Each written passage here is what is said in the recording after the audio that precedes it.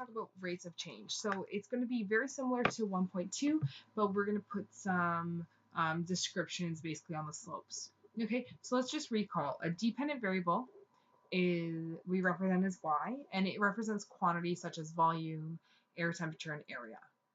And those depend on the independent variable, which we call x, and that's more like our control, like our height, our elevation, and our length.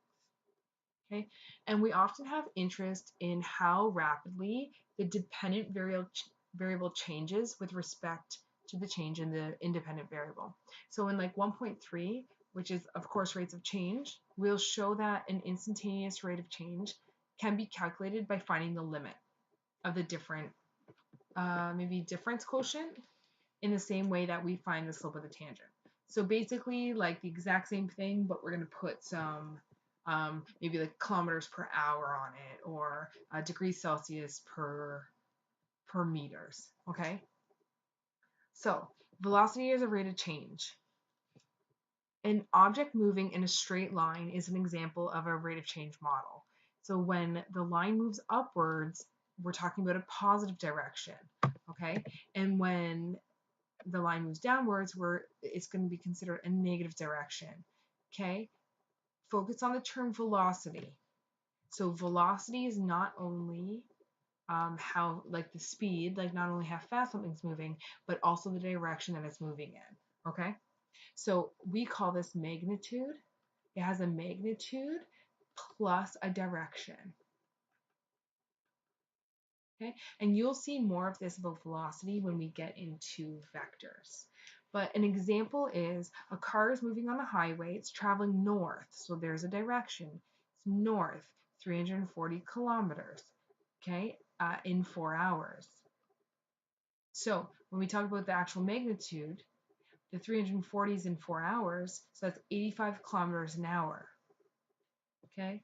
Since the average velocity is going to be the change in position over the change in time, which would be the 340 kilometers over 4 hours. Okay, get used to this one, S at T. S at T is always going to represent the position. Okay, highlight that, the position of a vehicle on a straight section of the highway, or a position of anything, basically. Okay, at time T, so this is going to be the average velocity, the change of S over the change of T. So let's just do an example of this. So without knowing how fast your car is actually traveling, this is your odometer readings, okay?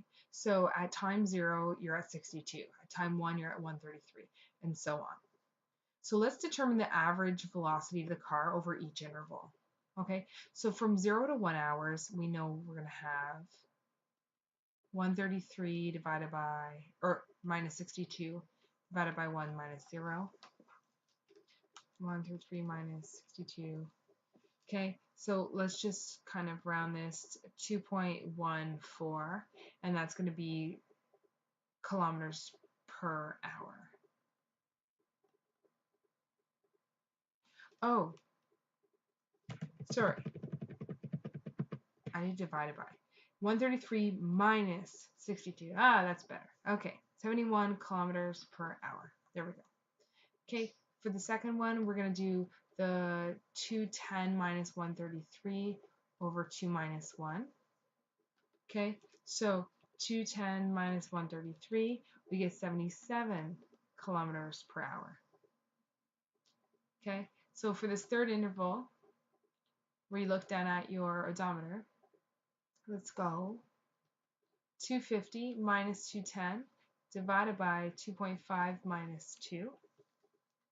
So I get 40 over 0.5, which is 80 kilometers per hour. And this last interval, let's go 293 minus 250 divided by 3 minus 2.5. So 293 minus 250, we get 43 divided by 0.5, I get 86 kilometers per hour. All right. There is the average velocity of the car over each interval. So when we do average velocity, we take the secant, we take the first point, the last point, and we find the slope. Okay, if the speed limit's 75 kilometers an hour, at any point in your drive, were you speeding? Well, yeah, if the speed limit is 75, you were speeding between the first and the second hour. So B, speeding, hour 1 to hour 2, and then hour 2 to hour 2.5, because that's 80 kilometers an hour, and then hour 2.5 to hour 3, all speeding.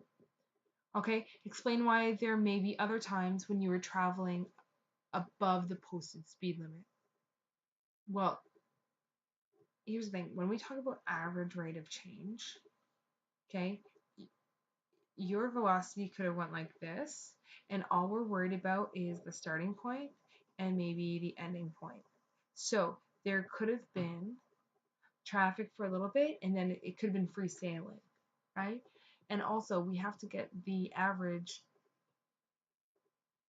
maybe the average up from this 71, right? You could have been speeding and then maybe run into traffic, so then the average rate of change actually lowers. Okay, now let's compute your average velocity over the interval 4 to 7. Okay, if we're given a secant, so for example, from 4 to 7, S at 4 equals 375 and S at 7 equals 609. If we're given a secant, we want to use those numbers. We just simply do the 609 minus the 375, and then we do 7 minus 4. Okay, so 609 minus 375, I get 234. Okay, so this one, the average velocity over the interval from 4 to 7, like the 4th hour to the 7th hour, is 78 kilometers per hour.